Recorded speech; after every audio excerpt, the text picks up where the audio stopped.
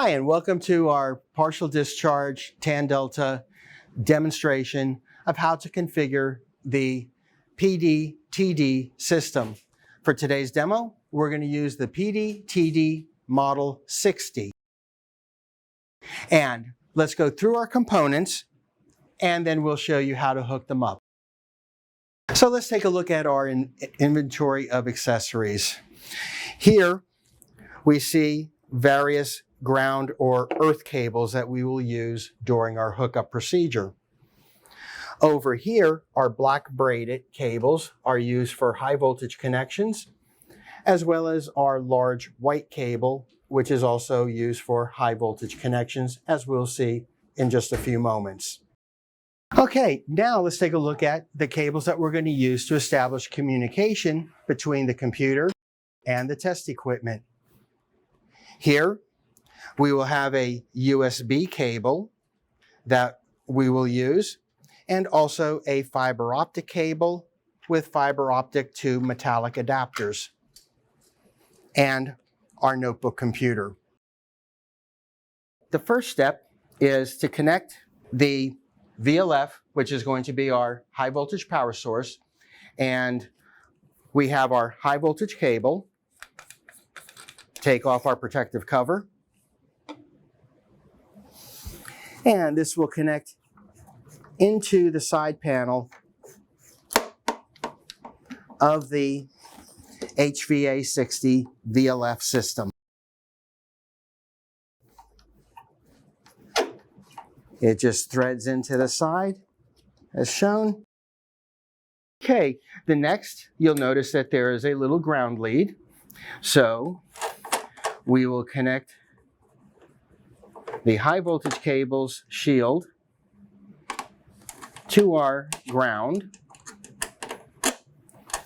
And also, we're going to take another ground lead, which will go from the VLF to the partial discharge filter unit, which you'll see in a moment.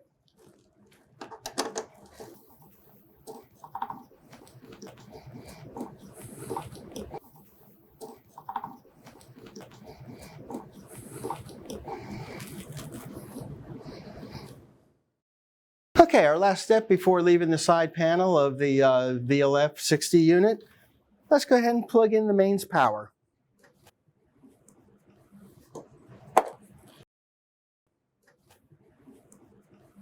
Okay, all of the grounding and high voltage connections are now made at the VLF unit. Now, let's go to the partial discharge filter and make the connections there. Okay, now the next set of connections we're going to do is to the partial discharge filter unit.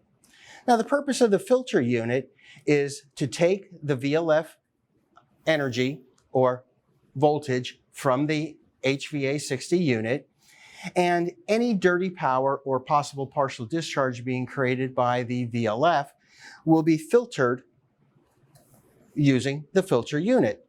Now, connections. We start with the ground lead that was connected to the HVA60, and it connects directly into the base of the filter. Just push and listen for the click. Now that the ground is connected, we'll now take the high voltage lead and feed it into the high voltage input. So here we have the end of the high voltage lead coming from the HVA60 VLF, and you'll notice I have an additional accessory. This is a filter resistor. It also helps filter some of the noise so that we get good clean voltage feeding into the partial discharge coupler and ultimately feeding into your cable under test. So again, we just plug in till we hear the click, and then plug in till we hear the click. And now the VLF is successfully connected to the partial discharge filter. Okay, next step is very simple. We now need to take our filter and plug it into our partial discharge and tan delta coupler. So first step is connect the grounds. So now we take the ground chassis of the filter using our ground cable, plug in at the base until you hear the click, and then feed the ground into the ground input of the partial discharge tan delta coupler. Push till you hear the click. The black braided cables will extend our high voltage. So again, looking for the high voltage out of the filter, we plug in, hear the click, and extend the high voltage lead to the input of the partial discharge coupler. And push till we hear the click. And now filter is connected to the measurement coupler. And now our next step will be to connect the partial discharge tan delta coupler to our cable under test. So first, again, let's start with the ground cable. Here, I'm going to select the ground cable that has a clamp grip on the end. And I'm going to connect it to the base of our coupler unit.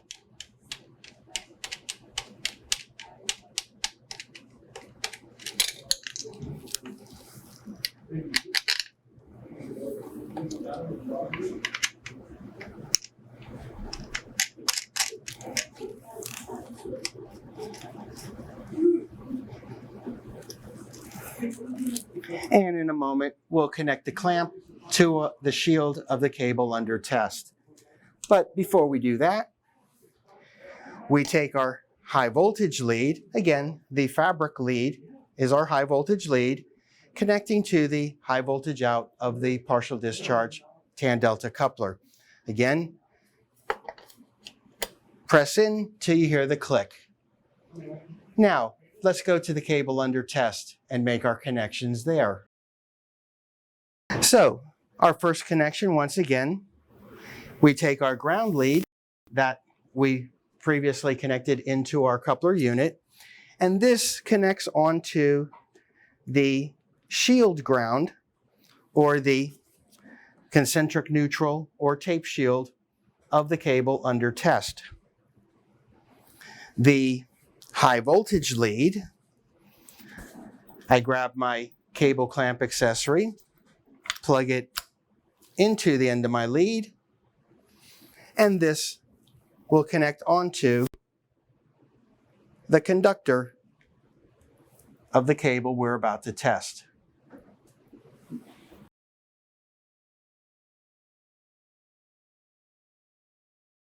All right, we're not done yet. We've got all of the grounds and all of the high voltage connections made, but we need to get the communication cables connected from the partial discharge tan delta unit to our computer. So you'll notice on the front of the partial discharge coupler, there is a ruggedized USB port. So we'll plug our USB into the coupler. And while we're here, let's also connect our mains power into the coupler.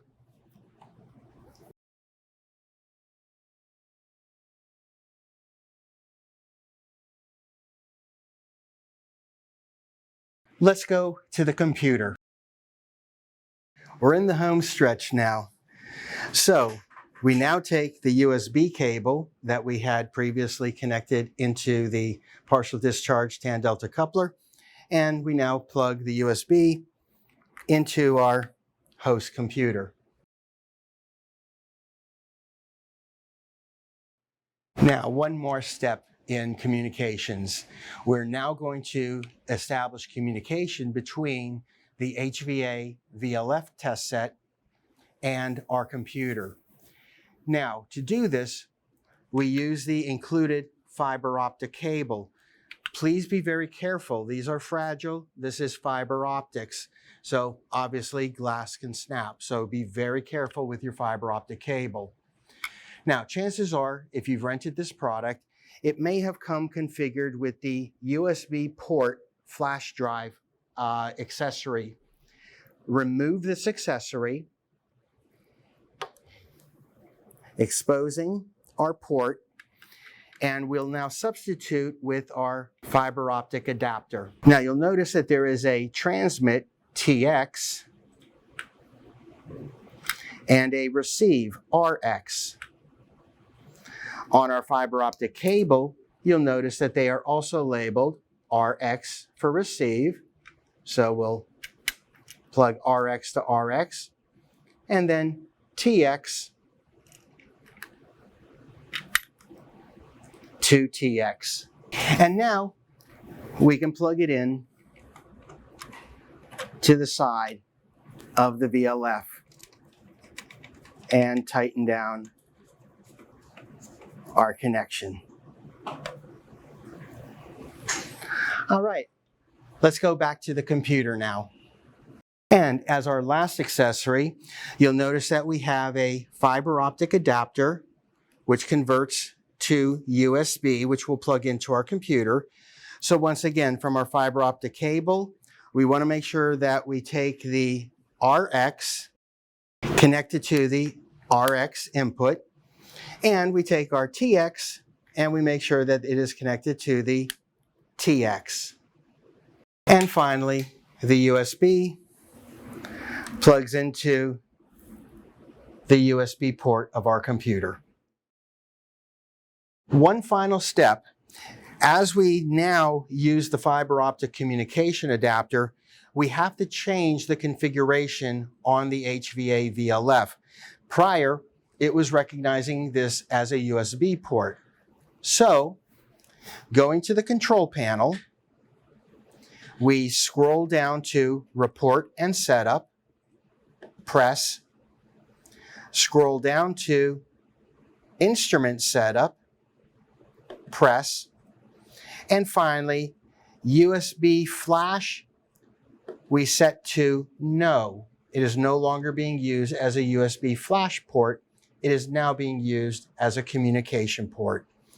And we go back to Main Menu. Now, let's learn how to use the HV Suite software package. All right, now let's learn how to do a basic test using the HVD Suite software package. Follow along. Our first step is to create a new test plan. So to do that, we go to Grid Management. Now we can enter all kinds of data related to the cable system that we're going to test. The cable sets, the cable types, the joint or splice types, and termination types. For today's demonstration, we're just going to focus on the cable sets. You'll notice I have plans already created or test routines already created, but we're going to create a new one. So I hit the Add New Cable Set. And for my name, I'm just going to call it, this is the demo cable set. Now, the length of the cable that we're going to be testing is approximately 150 feet. The velocity of propagation is going to be used for taking measurements to the PD sites. So this cable is a tree retardant cross-linked polyethylene. It has a velocity of approximately 262.47 feet per microsecond. The nominal voltage is the cable rating, and this cable is 15 kV RMS phase to phase. The voltage, nominal voltage U0 or U0, is the phase to ground voltage. Notice how the software automatically converted phase to phase to phase to ground, which would be 8.7 kV. The maximum test voltage would be how high in voltage are you going to test this cable. And for these values, you can go to the IEEE 400.3 document for recommended values for acceptance testing and for maintenance testing. For today's demo, we're just going to take it up to 13.7 kV. And the number of phases, well, my demo cable is only a single phase, but in most application, you would be working on a 3-phase system. I can now say OK. And I see my new test routine appear. It is my demo cable set. I can go ahead and put logos on here if I want to personalize the test report. But for today's demo, we're going to keep it simple. So the number of phases is 1 phase, 150 feet in length, my velocity, my nominal voltage, my phase to ground voltage, my maximum voltage. We're going to run an automatic partial discharge test. So I come down here to PD. And the sequence is going to be the partial discharge, prepare, followed by calibration, measurement, and then analysis of our captured data. So we start obviously with the prepare. Again, here are my basic parameters. So my maximum measurement time is going to be approximately 5 minutes. This is default setting. My maximum number of PD events or samples that I'm going to be taking is 400. The distance cluster radius, I'm going to leave to default approximately 10 feet or 9.84 feet. Minimum number of PD events in a cluster, I'm going to leave set to 5, but these can be personalized if you wish. When looking for my partial discharge inception voltage, I'm going to use 10 voltage steps. The operator, I'm just going to put my name.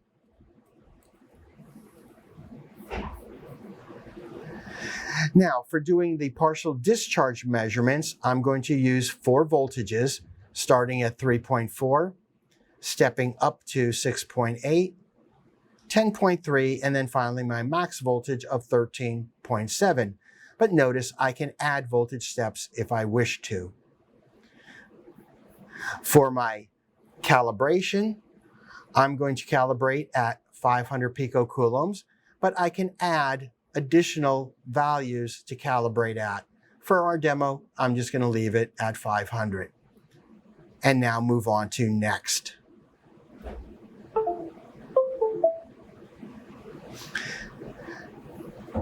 The instrument made communications to the PD detector. So now I'm going to simply run an auto test routine. And notice how the instrument is now in automatic mode. It is now taking a noise sample. No voltage, no power supply turned on, just taking a measurement of the noise. And now notice how it is prompting me to set my calibrator to a favorable level. Now that the computer prompted me to connect the pulse calibrator, I will connect onto the ground or shield of the cable. The other lead will connect onto the conductor. And now I will turn on my pulse calibrator. My first calibration point, I'm going to use 200 picocoulomb. And it is now injecting 200 picocoulomb pulses into the cable. So I had set the calibrator to 200 picocoulombs for my initial, and I'm just going to say OK. We now see the instrument is scaling in on my injected pulses. At 0 feet is my transmit pulse going in. At 150 feet roughly is my reflected. Now it's asking me to set it to 500 picocoulomb, which is my preferred cal level that I established earlier. And now we're injecting 500 picocoulombs. And we'll say OK. Now it is doing its final calibration. Notice how it also prompts me, have you disconnected the calibrator? Because the next step is going to be high voltage testing. So I will now remove my calibrator. Now that is removed, I will say OK. And the instrument is now talking to the HVA VLF unit. On the top panel of the HVA VLF, there will be a green initialize button. I will press and activate. And now the instrument is showing voltage setting. You'll see the flashing voltage setting at the top of the screen. It is now communicating to the VLF test set. The VLF test set is now beginning to ramp up its voltage. First, with 0 volts, is doing another noise measurement. And now it's going to start ramping up to 3.3 kV, my starting voltage. At this point, the instrument's going to run all of the sequence. We just sit back and watch. So now we're at the 13.2 kV level. It's registering, it's thinking it's picking up a PD point, asking us if we want to accept it. Again, I don't believe it is a valid PD point. The signature of the pulses do not look like valid PD, looks more like noise. I'm going to say no. In which case, on my demo cable, there is no inception of PD detected. I will now click OK. And the instrument now is going to start at 3.3 kV, work its way back up to 13.2 in 4 steps, and it's going to take a deeper look to see if PD is registered at any of those voltages. Since no inception was discovered, we should not be finding PD at any of these steps. All right, and now we see that it has finished up with the measurement sequence. It takes approximately 5 minutes per voltage level because we had set for 5-minute measurement times. Now it is in the analyze mode. So the automatic partial discharge or detection has finished, and now we can define what type of defects we've accumulated. I'm going to go ahead and click OK. In the analyze step, we can now go through the results, analyze our patterns, enter in notes or types of defects, and again, to learn how to analyze partial discharge data, how to analyze phase-resolved partial discharge patterns, please inquire about our partial discharge tan delta training class. For now, that concludes our demonstration of how to capture data with the High Voltage Diagnostics PDTD system.